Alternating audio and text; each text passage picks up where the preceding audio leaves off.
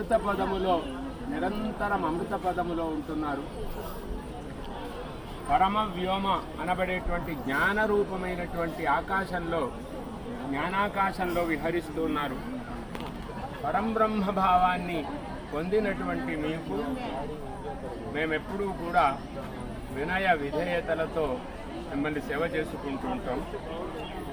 అనంతమైనటువంటి శోభ మీ ముఖములో, మీ వర్చస్సులో, మీ క్రియలో అంతటా కనపడుతోంది. అలాంటి అనంత లక్ష్మీ భావాన్ని పొందినటువంటి ఇప్పుడు మహానందము కలిగినటువంటి వారై ప్రకాశిస్తూ ఉన్నారు. బ్రహ్మణి మానస పద్మే రజో విదూరే న పంకజే ధామ్ని స్వానందమయమరందే లససి చిదానంద భారతీ తీర్థ. ఓ భారతీ తీర్థ మహాస్వామి, మీరు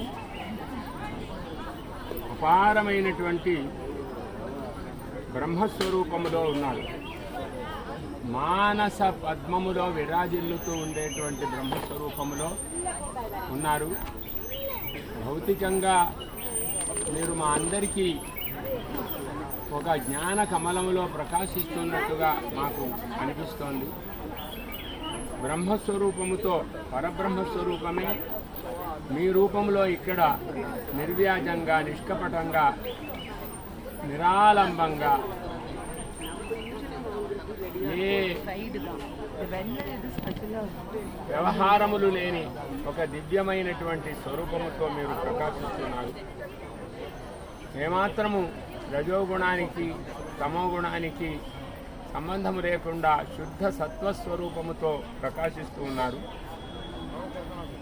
మీకు ఏ రకమైనటువంటి లౌకికమైనటువంటి వ్యవహారములకు సంబంధము లేదు. అలాంటి మహాధామములో